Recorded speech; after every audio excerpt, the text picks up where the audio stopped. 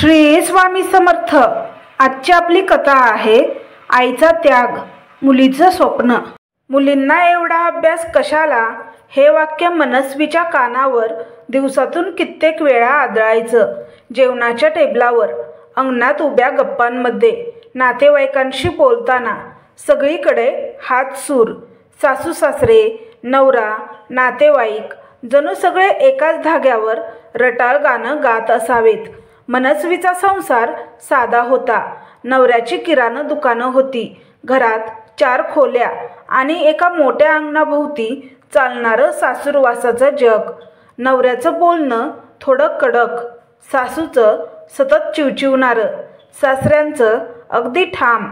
पण त्या सगळ्यात नाजूक कोपरा होता सायलीचं स्वप्न। सायली ही मनस्वीची मोठी मुलगी। 11वी-12वीमध्ये ती विज्ञान शाखेत चमकदार गुण मिळवत होती। डॉक्टर होण्याचं स्वप्न तिच्या डोळ्यात दिवसरात्र पेटत होतं। पुस्तकं, प्रॅक्टिकल्स, लायब्ररीमधलं तासनतास बसणं हे तिचं आयुष्य। पण घरात सगळ्यांना तो उत्साह दिसायचा नाही। अगं, मुलाला शिकव, मुलाच्या भविष्यासाठी पैसे ठेव, मुलीला डॉक्टर बनवून काय करणार, सासऱ्यांचा घणाघाती आवाज दारावरून उठायचा। मनस्वीच्या नजरेत मात्र मुलगी सोन्यासारखी चमकत होती। सायली रात्री अभ्यास करताना तिच्या डोळ्यात झोपेऐवजी स्वप्नांचा उजेड दिसायचा। तिला केवळ गुण नको होते, तिला गरज होती समाजात डॉक्टर म्हणून उभी राहण्याची। मनस्वीला ठाऊक होतं, ही फक्त एक हट्टाची गोष्ट नाही, ही आयुष्य बदलण्याची धडपड आहे। एके रात्रीची गोष्ट।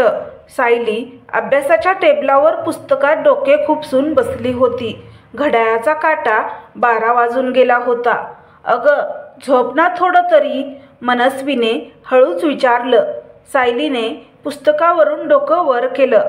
आई, तुला माहिती आहे ना, पुढच्या महिन्यात मेडिकलचे फॉर्म निघणार आहेत, पण फी खूप जास्त आहे। मला खरेच जमेल का? तिच्या आवाजात काळजी आणि अपेक्षा दोन्ही मिसळलेल्या होत्या। मनस्वीच्या डोळ्यात क्षणभर धुकं दाटलं। घरातल्या परिस्थितीतून फी काढणं अशक्यच होतं, पण मुलीचा चेहरा पाहून तिच्या मनातल्या आईने ठाम उत्तर दिलं, तू फक्त अभ्यास कर, पैशाची काळजी करू नकोस। सायली थोडं हसली, पण तिच्या चेहऱ्यावर अजूनही शंका होती। दुसऱ्या दिवशी सकाळी जेवणाच्या वेळी सासूने पुन्हा सुरुवात केली। कसलीही दिवसरात्र पुस्तकं, घरातलं काम काही दिसत नाही का हिला? मुलीच्या कॉलेजसाठी पैसे कुठून येणार?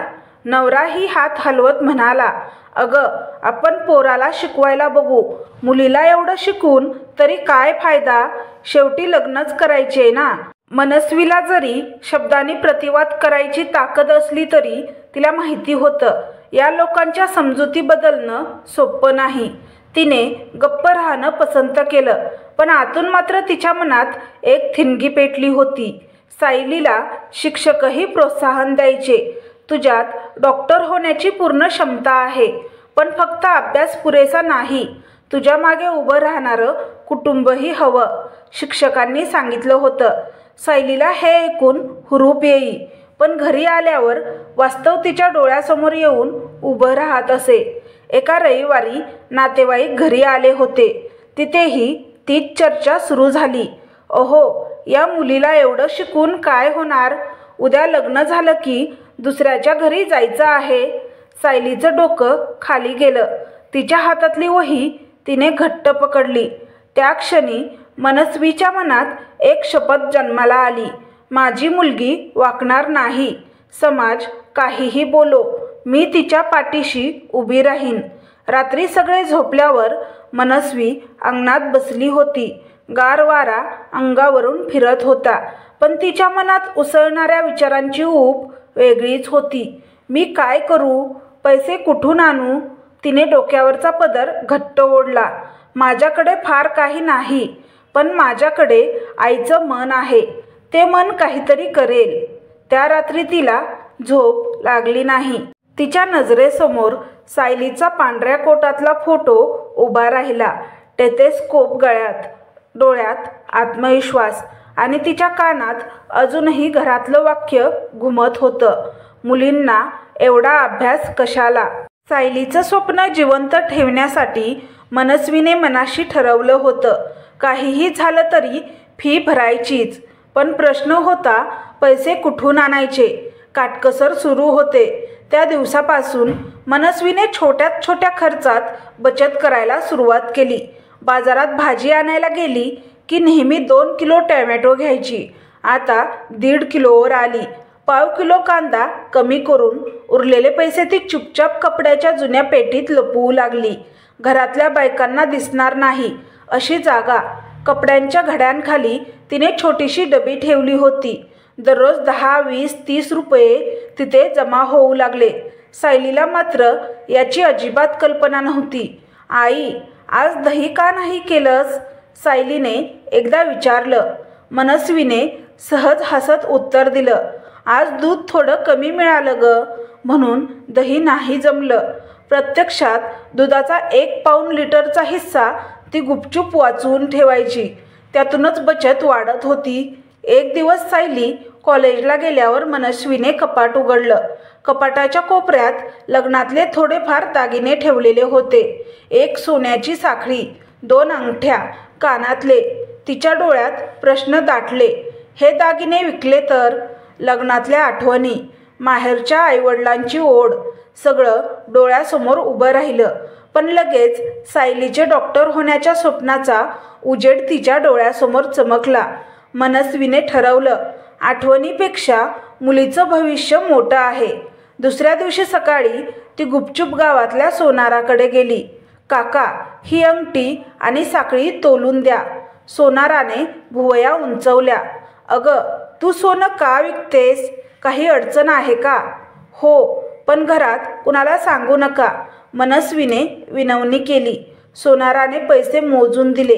मनस्वीने ते घट्ट पकडले. जणू सायलीच्या भविष्याची बीजेच ती मुठीत धरत होती. पण जिथे स्वप्न पेटतात तिथे विरोधही वाढतो. सायलीला कॉलेजचे असाइनमेंट्स करण्यासाठी उशीर व्हायचा. ही पोरगी घरातलं काम काही करत नाही. दिवसरात्र फक्त वहीत डोळे घालते. सासू टोमणे मारत राहायची. नवऱ्यानेही एकदा रागाने म्हणाला, मनस्वी, तूच हिला शिकवतेस म्हणून ती बिघडते. लग्न ठरवूया हिचं. किती शिकायचंय तिला? मनस्वीने ओठ घट्ट मिटले. ती थेट काही बोलली नाही, पण आतून आवाज घुमला, तुम्हाला नाही समजणार. हिचं स्वप्न माझ्या श्वासाइतकं महत्त्वाचं आहे. सायलीला मात्र आईच्या डोळ्यातून ताकद मिळायची. आई, सगळे माझ्यावर हसतात, पण तू आहेस ना? मनस्वी हसून म्हणायची. हो, मी आहे, आणि जोपर्यंत मी आहे तुझं स्वप्न कोसळणार नाही. सायली झोपल्यावर मनस्वी दिव्यांच्या मंद उजेडात बसून गणितं मांडायची. आज वाचवलेले पैसे, दागिन्यांचे पैसे, एवढं झालं, अजून इतकं पाहिजे. तिला नीट माहिती होतं, फक्त फी भरून भागणार नाही. कॉलेजचे युनिफॉर्म, पुस्तके, प्रवास खर्च सगळं तिलाच सांभाळावं लागणार होतं. कधीकधी ती थकून जायची. अंगात जीव राहायचा नाही. मी काय एवढं करते? घरात सगळे विरोधात, पैसे अपुरे, आणि तरीही. पण लगेच सायलीचा चेहरा डोळ्यासमोर यायचा. झोपेतही हातात पुस्तक धरून झोपणारी मुलगी. मनस्वीचा थकवा क्षणात नाहीसा व्हायचा. सायलीच्या मैत्रिणी कॉलेजमध्ये नवीन कपडे घालून यायच्या. सायली मात्र आईने दिलेले जुने रिपीट झालेले ड्रेस घालून येई. तू इतकी हुशार आहेस, पण बघ कपडेच नाही बदलत, मैत्रिणी टोचून बोलायच्या. सायली मनावर घेत नव्हती, कारण तिला माहिती होतं नवीन कपडे विकत घेऊन द्यायला तिच्या हृदयाची धडधड वाढते. पण मनस्वी ठाम होती, सध्या कपडे नाही, फी महत्त्वाची आहे. सायलीच्या कॉलेजचा प्रवेश फॉर्म भरायचा दिवस जवळ आला. फीची रक्कम मोठी होती. मनस्वीने दुपारच्या वेळी सगळे घरात झोपलेले असताना कपड्यांच्या पेटीतली डबी काढली. नाण्यांचा आणि नोटांचा ढीग समोर पसरला. हे सगळं जमलं, अजून थोडं कमी आहे. तिच्या डोळ्यात अश्रू आले. ओठांवर स्मित होतं. त्याच वेळी दारात सावली पडली. सायली उभी होती. आई, काय करतेस? मनस्वी दचकली. लगेच तिने डबी आडवी केली. काही नाही ग, काहीतरी शोधत होते. सायलीला शंका आली नाही, पण तिच्या मनात मात्र आईबद्दल एक गूढ आदर निर्माण झाला होता. शेवटी प्रवेश फॉर्म भरायचा दिवस आला. मनस्वीने पहाटेच देवघरासमोर दिवा लावला. देवा, माझ्या मुलीचं स्वप्न पूर्ण कर. माझा त्याग वाया जाऊ देऊ नकोस. सायलीला कॉलेजला जायचं होतं. आई, पैसे? तिने घाबरत विचारलं. मनस्वीने घट्ट मुठीत ठेवलेली रक्कम तिच्या हातात ठेवली. ही घे, फॉर्म भरून ये. सायलीचे डोळे पाणावले. आई, एवढे पैसे कुठून आले? मनस्वीने तिच्या डोक्यावरून हात फिरवला. ते माझं काम आहे, तू फक्त पुढं जा. सायली कॉलेजला गेली आणि मनस्वी देवघरात नतमस्तक झाली. तिच्या डोळ्यातून अश्रू गळत होते, पण हृदयात प्रचंड समाधान होतं. सायलीचा फॉर्म भरण्याची बातमी घरातल्या मंडळींना समजली. काय, फी भरली? एवढे पैसे कुठून आणलेस? सासू ओरडली. नवऱ्याने रागाने विचारलं. मनस्वी, सांग बरं, हे सगळं तूच केलंस ना? मनस्वी शांत होती. तिने काही उत्तर दिलं नाही. आता नंतर सांगीन, पण आज नाही. तिला माहिती होतं आता वादळ येणारच, पण तिला हेही माहिती होतं सायलीचा पाय आता मेडिकल कॉलेजच्या दारात पोहोचला आहे आणि त्याला मागे वळायचं नाही. त्या रात्री मनस्वी गच्चीवर बसली होती. चंद्रप्रकाश अंगावर पडत होता. तिने स्वतःशीच बोललं, सायलीचं स्वप्न म्हणजे माझा श्वास, तिचं यश म्हणजे माझा विजय. या घरात कितीही विरोध असो, मी तिचा मार्ग थांबू देणार नाही. तिच्या डोळ्यात चमक होती. जणू एका साध्या गृहिणीच्या रूपात एखादी योद्धा उभी होती. सायलीच्या मेडिकलचा प्रवेशाचा फॉर्म भरला गेला होता. आता ती एकदम नव्या उमेदीने अभ्यासाला झोकून दिली होती. पण तिच्या घराच्या भिंतीत मात्र विरोधाचा गडगडाट घुमत होता. कसलीही उधळपट्टी. सासऱ्यांचा आवाज अंगणभर घुमला. सायली कॉलेजमधून परत आली होती तेव्हा घरातल्या मंडळींना सगळं कळालं होतं. फी भरली म्हणे, एवढे पैसे कुठून आणलेस? मनस्वी, सासूची नजर भाल्यासारखी होती. आमच्या नकळत पैसे कुठून आले? काही लपवतेस का? नवऱ्यानेही रागाने हात आपटला. हे बघ मनस्वी, घर चालवायला आधीच तू काही मदत करत नाहीस आणि तू आमच्या डोक्यावर हे ओझं आणतेस. मुलीला डॉक्टर बनवणार म्हणे, लोक काय म्हणतील? शहाणपण ठेव. मनस्वी गप्प होती. तिच्या डोळ्यात किंचित भीती होती, पण त्यापेक्षा जास्त एक शांत ठामपणा होता. तिने काही उत्तर दिलं नाही. सायली मात्र सगळं ऐकून थरथरली. आई, मी अभ्यास सोडते. एवढं ऐकून मी नाही सहन करू शकत. मनस्वीने लगेच तिचा हात धरला. नाही ग, तू काहीही सोडायचं नाही. त्यांना बोलू दे. तुझं काम फक्त अभ्यास करणं आहे. घरातला हा विरोध एवढ्यावर थांबला नाही. प्रत्येक गोष्टीवर टोमणे सुरू झाले. सायली जर उशिरापर्यंत अभ्यास करत बसली तर सासू हिनवायची. अरे रे, डॉक्टरबाई झोपल्या नाही अजून, काय फायदा एवढं करून? उद्या भांड्याचं वजन उचलावं लागलं की लक्षात येईल. जेवणाच्या टेबलावर सासरे उपरोधिकपणे म्हणायचे, आपली ही पोरगी आता मोठी डॉक्टर होणार म्हणे, मग आम्हालाच औषधं मोफत मिळाली पाहिजेत बरं का? आणि सगळे हसत. सायलीच्या मनात चिरा पडत गेल्या, पण आईचा हात तिच्या खांद्यावर असला की त्या चिऱ्या शिवल्या जात. एका रविवारी काही नातेवाईक आले होते. सगळे अंगणात बसले होते. अहो, काय ऐकलं? सायलीला मेडिकलमध्ये घालताय म्हणे, एका काकूने विचारलं. सासूने लगेच उत्तर दिलं, हो ग, पण आमच्या नकळत फी भरली हिने, आमच्या घराला लाज आणली. दुसरी काकू मिश्किलपणे म्हणाली, मुलींना एवढं शिकून काही उपयोग नसतो. डॉक्टर झाली तरी दुसऱ्यांच्या घरी जाणार आहे, तेव्हा एवढे पैसे घालून काय उपयोग? सगळ्यांच्या नजरा मनस्वीकडे वळल्या, पण तिने फक्त शांतपणे सायलीकडे पाहिलं. तिच्या डोळ्यातलं मूक धैर्यच तिचं उत्तर होतं. सायलीचं हृदय मात्र दुखावलं. तिने स्वतःला आवरलं, पण रात्री एकटी बसून डोळे पुसले. कॉलेजमध्ये सायली खूप चांगलं करत होती. प्रत्येक टेस्टमध्ये ती वरच्या रँकमध्ये असायची. पण घरच्या वातावरणाचा परिणाम तिच्या मनावर होत होता. तिच्या काही मैत्रिणींना घरी पूर्ण साथ मिळायची. माझ्या आईबाबांनी मला कोचिंग क्लास लावून दिला. एक म्हणायची, माझा बाबा रोज माझं सगळं पाहतो. दुसरी म्हणायची. सायली मात्र मनातल्या मनात खिन्न व्हायची. माझा बाबा का नाही असं करीत? माझ्या घरच्यांना माझ्यावर विश्वास का नाही?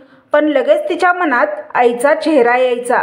माझ्यासाठी एवढा संघर्ष करणारी आई आहे म्हणजे देवच माझ्या बाजूला आहे. घरात रोजची खंडाजंगी. मनस्वी, आम्ही सांगतोय, या मुलीच्या मागे हात धुवून लागू नकोस. सासरे पुन्हा पुन्हा बजावत. तू फी भरलीस ना, आता पुढे पैसे कुठून आणणार? रोज सोनं विकून चालणार नाही. नवऱ्याचा स्वरही कडक होत चालला. मला दुकान सांभाळावं लागतं. त्यात नफा तसा फार नाही. आणि तू घरातल्या पैशांचा हिशोब लपवतेस. असं चालणार नाही. मनस्वी आतून तुटत होती. तिला प्रत्येक शब्द काट्यासारखा टोचायचा. पण ती स्वतःला रोज सांगायची, मी घाबरले तर सायली घाबरेल. मी मजबूत राहिले तर सायलीला ताकद मिळेल. ती स्वतःचा राग, वेदना, अपमान गिळून टाकत होती. एके दिवशी सायली अभ्यास सोडून अंगणात बसून राहिली. आईने विचारलं, काय झालं? सायली म्हणाली, आई, मला वाटतं मी चुकीचं स्वप्न पाहते. इतकं घरात वाद, भांडणं, मीच कारणीभूत आहे. मनस्वीने तिला घट्ट मिठी मारली. नाही ग, तू कारण नाहीस. तू तर या घराचा अभिमान आहेस. समाज काहीही बोलेल, पण एक दिवस तेच लोक तुला वंदन करतील. सायलीचे डोळे पुन्हा उजळले. आईच्या शब्दांनी तिच्या मनात नवा उत्साह आला. सासूने मुद्दाम घरात जास्तीची कामं सायलीकडे ढकलायला सुरुवात केली. भाजी काप, भांडी घास, पोळ्या लाट असे आदेश सतत मिळायचे. सायलीला अभ्यासासाठी वेळ उरायचा नाही. मनस्वीने हे ओळखलं. ती स्वतः दुप्पट काम करू लागली. सायलीला सांगायची, तू अभ्यासाला बस, मी सगळं सांभाळते. कधीकधी मनस्वी रात्रभर काम करत बसायची, फक्त सायलीच्या अभ्यासाचा वेळ वाचवण्यासाठी. एका रात्री मनस्वी गच्चीवर बसली होती. आकाशात तारे चमकत होते. तिच्या डोळ्यातून अश्रू ओघळत होते. कधी संपणार हा संघर्ष? काय एवढं अवघड आहे मुलीला शिकवणं? जर मुलगा असता तर सगळे खुश झाले असते, पण ही मुलगी आहे म्हणून एवढा विरोध. पण मग तिने स्वतःला सावरलं. नाही, मी हार मानणार नाही. जरी जग विरोधात उभं राहिलं तरी मी माझ्या मुलीसाठी लढेन. सायलीच्या कॉलेजमध्ये एक दिवस पालक सभा होती. मनस्वी तिथे गेली. शिक्षकांनी कौतुकाने सांगितलं, तुमची मुलगी खूप हुशार आहे. तिला नक्की मेडिकलला प्रवेश मिळेल. हे ऐकून मनस्वीच्या डोळ्यात पाणी आलं. साहेब, घरात सगळे विरोध करतात, पण मी तिला थांबू देणार नाही. शिक्षक म्हणाले, तुम्ही खूप मोठं काम करत आहात. आईचा पाठिंबा असेल तर कोणीही अडवू शकत नाही. हा आधार मनस्वीसाठी टॉनिक ठरला. सायलीला कोचिंग क्लास लावण्याची वेळ आली. पैसे पुन्हा प्रश्न बनले. मनस्वीने काही जुन्या साड्या विकल्या. काही चांदीचे व पितळेचे भांडी गहाण ठेवली. घरातल्या मंडळींना हे समजलं. ही बाई घर विकेल आता या मुलीसाठी. सासूने तिरस्काराने म्हटलं. सासरे कडकपणे म्हणाले, मनस्वी, आमचं ऐकून घे. अजून काही उधळपट्टी केलीस तर घरातून जायला सांगू. मनस्वीचं मन दडपलं, पण तिच्या चेहऱ्यावर शांतता होती. तिला माहिती होतं, ही झुंज संपेपर्यंत मला थांबता कामा नये. एकदा कॉलेजमधून परत आल्यावर सायलीने ऐकलं की आजी तिच्याबद्दल शेजाऱ्यांशी बोलत होती. ही आमच्या घरची मुलगी आहे. दिवसरात्र अभ्यास करते, पण शेवटी लग्न करावं लागणार आहे. एवढं शिकून काही उपयोग नाही. सायलीचं हृदय मोडलं. ती रडत आईकडे धावली. आई, मला असं बोलणं सहन होत नाही. मनस्वीने तिला शांत केलं. अगं, समाजाचं काम बोलणं आहे, पण एक दिवस तेच लोक तुला बघून म्हणतील, ही आमच्या घरची मुलगी आहे, आमच्या घरची डॉक्टर आहे. या सगळ्या दबावानंतर मनस्वीच्या मनात एकच विचार घट्ट बसला, मी कोणत्याही परिस्थितीत माझ्या मुलीचं स्वप्न मोडू देणार नाही. रात्री झोपण्याआधी तिने देवासमोर हात जोडले. देवा, माझ्या पोटच्या गोळ्यासाठी मी सगळं सहन करते. तिचं यश माझ्या डोळ्यांनी पाहू दे. तिच्या प्रार्थनेतली प्रखरता एवढी होती की जणू आकाशातील तारेही तिचं ऐकून थरथरले. संपूर्ण वर्षभर सायलीने जीव तोडून अभ्यास केला होता. तिच्या वहीतल्या पानांवर अक्षरशः तिचं रक्तमांस ओतलं गेलं होतं. आईच्या नजरेत तिचं एक एक पान म्हणजे देवाला अर्पण केलेली ओवाळणी होती. तिने नीटची परीक्षा दिली. परीक्षा दिल्यानंतर तिला आनंद झाला, कारण तिचे पेपर चांगले गेले होते. काही दिवसानंतर निकालाच्या दिवसाची सकाळ आली. गावभर कुजबूज सुरू होती. आज मेडिकल प्रवेश परीक्षेचा निकाल लागणार. घरात मात्र वातावरण थंड होतं. सासू सासरे काही विशेष बोलत नव्हते, पण त्यांच्या नजरेत एक वेगळंच आव्हानात्मक भाव होता. चला पाहू काय कर्तृत्व दाखवते ही तुमची डॉक्टर बाई. सायली पहाटेच उठली, पण तिचे हात थरथरत होते. आईने तिच्यासाठी चहा केला. आई, माझं काहीच होणार नाही असं वाटतंय, सायलीने कुजबुजत म्हटलं. मनस्वीने तिच्या खांद्यावर हात ठेवला. अगं, निकाल काहीही लागो, तू माझ्यासाठी आधीच जिंकली आहेस. मी तुझ्यावर अभिमान करते. पण मनस्वीच्या मनात तुफान उसळत होतं. देवा, एकदा तरी माझ्या मुलीचा चेहरा उजळून येऊ दे. माझा सगळा त्याग व्यर्थ होऊ देऊ नकोस. दुपारी निकाल ऑनलाईन लागणार होता. सायलीचा मित्र निकाल बघायला मदत करणार होता. घरात सगळे एका विचित्र प्रतीक्षेत बसले होते. सासूच्या डोळ्यात खट्याळ उत्सुकता होती. फसलं तर आम्ही टोमणे द्यायला तयार आहोत. सासऱ्यांचा चेहरा दगडासारखा निर्विकार होता. नवऱ्याने ओठ चावलेले. जमलं तर ठीक, नाहीतर मनस्वीला आज खरंच सुनावीन. सायलीच्या छातीत धडधड वाढत चालली. मनस्वीने तिचा हात घट्ट पकडला. क्षणाचा धडकी भरवणारा थरार. लॅपटॉपवर निकालाची साईट उघडली. रोल नंबर टाकताना सायलीच्या चेहऱ्यावर घाम होता. सगळ्यांच्या श्वासांचा आवाज घरभर ऐकू येत होता. काही क्षण स्क्रीनवर लोडिंगचा गोल फिरत राहिला. सायलीने डोळे मिटले. मनस्वीनेही छातीशी पदर घट्ट धरला आणि मग निकाल उघडला. सायलीला मेडिकल प्रवेश मिळाला होता. तिचं नाव यादीत उजळून दिसत होतं. गुण जबरदस्त होते. तिने फक्त पासच केलं नव्हतं, तर मिळालेल्या जागांमध्ये वरच्या क्रमांकावर स्थान मिळवलं होतं. आई, सायलीने आनंदाने ओरडून आईला मिठी मारली. तिच्या डोळ्यातून अश्रू गळत होते. मी यशस्वी झाले. मला मेडिकलला प्रवेश मिळाला आई. मनस्वीच्या गालावरून पाणी वाहत होतं. हे बघ, मी सांगितलं होतं ना, देवाने आपल्या प्रार्थना ऐकल्या. तो क्षण जणू वेळ थांबून गेला होता. आई मुलीची मिठी म्हणजे दोन आत्म्यांचा विजय होता. पण अंगणात बसलेल्या सासू सासऱ्यांच्या चेहऱ्यावर विचित्र भाव होते. सासूचा आवाज तुटला. खरंच झालं, मेडिकलमध्ये गेली म्हणजे आता गावभर सगळ्यांना कळेल. सासऱ्यांचा चेहरा कठोरच होता, पण त्यांच्या डोळ्यात हलकासा आश्चर्याचा रंग चमकला. नवऱ्याने हलकेच खाकरत म्हटलं, बरं झालं, गुण मिळाले तर ठीकच आहे, पण पुढचं काय? त्याच्या शब्दात अजूनही शंकेचा सूर होता, पण त्याचा आवाज तितका ठाम नव्हता जितका आधी असायचा. सायली आनंदाने इकडे तिकडे उड्या मारत होती. जेव्हा मनस्वी उभी राहिली, तिने सगळ्यांकडे पाहिलं. तिच्या डोळ्यातून अश्रू ओघळत होते, पण आवाजात कडकपणा होता. होय, फी मीच भरली. घरच्या खर्चातून काटकसर केली. दागिने गहाण ठेवले. माझ्या गरजा कमी केल्या, कारण मला माझ्या मुलीचं स्वप्न जपायचं होतं. तुम्ही सगळे म्हणत होता मुलींना शिकून काही उपयोग नाही, पण आज पहा, हीच मुलगी आपल्या घराचं नाव उजळवणार आहे. डॉक्टर होणार आहे. घरात काही क्षण शांतता पसरली. सासू काही बोलू शकली नाही. सासऱ्यांनी नजर खाली घातली. नवऱ्यानेही शब्द गिळले. गावभर बातमी पसरते. सायलीचा निकाल गावात वाऱ्यासारखा पसरला. फळटणकरांच्या घरची मुलगी डॉक्टर होणार म्हणे. अरे वा, एवढं मोठं यश खूप छान.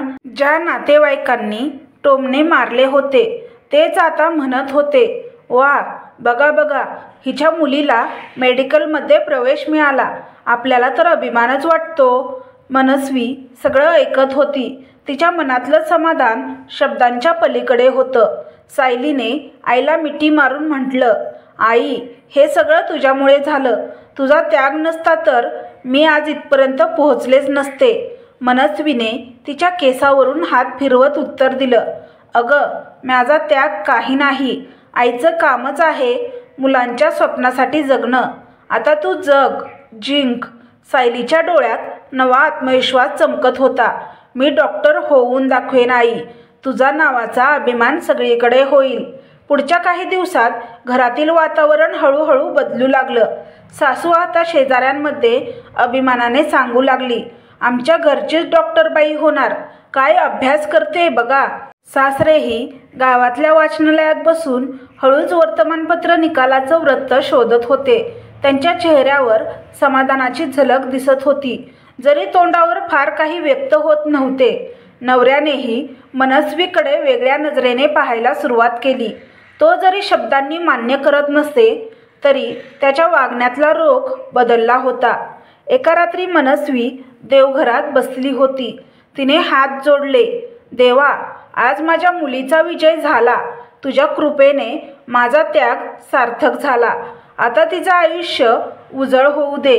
तिच्या डोळ्यातून ओघळणारे अश्रू हे दुःखाचे नव्हते, ते होते समाधानाचे, आनंदाचे, अभिमानाचे. निकालाच्या दिवशी मनस्वीने जाणलं, हा विजय फक्त सायलीचा नाही तर सगळ्या त्या आईंचा आहे, ज्या समाजाच्या टोमण्यांशी झुंज देत मुलांच्या स्वप्नासाठी लढतात. हे यश फक्त एका मुलीचं नाही तर मुलींना शिकून काय उपयोग या मानसिकतेवर मिळालेलं उत्तर होतं. निकाल लागला आणि सायलीला मेडिकलला प्रवेश मिळाला. त्यानंतर घरात पहिल्यांदाच वेगळं वातावरण होतं. वर्षानुवर्ष मनस्वीने सहन केलेले टोमणे, घरातील वाद, समाजाची हेटाळणी, हे सगळं जणू एका क्षणात विरघळून गेलं होतं. सायली कॉलेजला निघाली होती. अंगणात सासू शेजारणीशी बोलत होती, आमच्या घरचीच आहे हो डॉक्टरबाई, खूप हुशार आहे. एवढ्या मुलींमध्ये निवड झाली तिची. मनस्वी दारात उभी होती. तिला तिच्या कानांवर विश्वास बसत नव्हता. हाच आवाज वर्षभर तिला त्रास देत होता. मुलींना अभ्यास कशाला म्हणणारी सासू आता अभिमानाने सांगत होती, आमच्या घरची डॉक्टर आहे. सायली गेल्यावर सासूने मनस्वीकडे पाहिलं. तू जी हट्टगिरी केलीस ना, त्याचा उपयोग झाला बहुतेक. पोरगी खरंच चांगलं करेल असं वाटतं. मनस्वी हसली. तिला माहीत होतं ही बदललेली भाषा तिच्या मुलीच्या यशामुळे आहे, पण त्या बदलामागे तिच्या स्वतःच्या संघर्षाची सावली होती. सासरे रोज संध्याकाळी चौकात जाऊन बसायचे. मित्रमंडळीत गप्पा मारायचे. पूर्वी ते मनस्वीला धारेवर धरायचे. उधळपट्टी बंद कर असं रोज सांगायचे, पण आता ते सारखे वर्तमानपत्र उघडून निकालाची यादी मित्रांना दाखवायचे. पाहिलंत का, ही माझ्या घरची नात आहे, मेडिकलला प्रवेश मिळाला. त्यांच्या चेहऱ्यावर दडपून ठेवलेला आनंद दिसायचा. घरी परतल्यावर ते काही बोलायचे नाहीत, पण मनस्वीने त्यांच्या डोळ्यातला मूक अभिमान टिपला होता.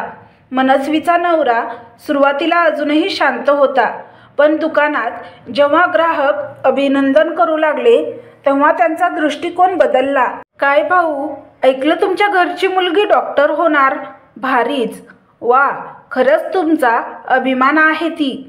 हे ऐकून तो हळूच छाती सरळ करत म्हणायचा, हो, आमची सायली आहे ती खूप अभ्यासू आहे. संध्याकाळी घरी आल्यावर तो मनस्वीकडे पाहून थोडा हसत म्हणे, बरं झालं तू जिद्द धरलीस, नाहीतर मी इतकं कधी विचार केला नसता. मनस्वी काही बोलत नसे, पण तिच्या डोळ्यातून शांत समाधान चमकत असे.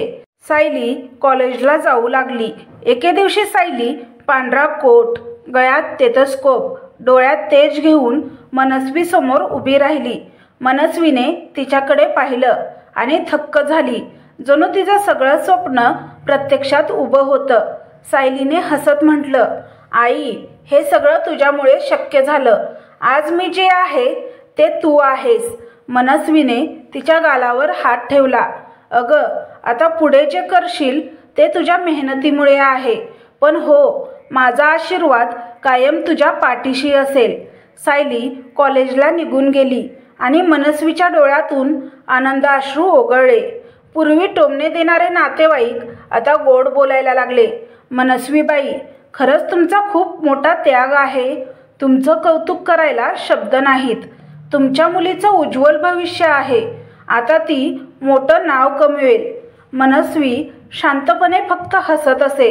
तिला ठाऊक होतं, हे तेच लोक आहेत जे काही महिन्यापूर्वी हिणवत होते. पण ती राग धरत नव्हती, कारण तिचं उद्दिष्टच वेगळं होतं. मुलीचं स्वप्न पूर्ण करणं.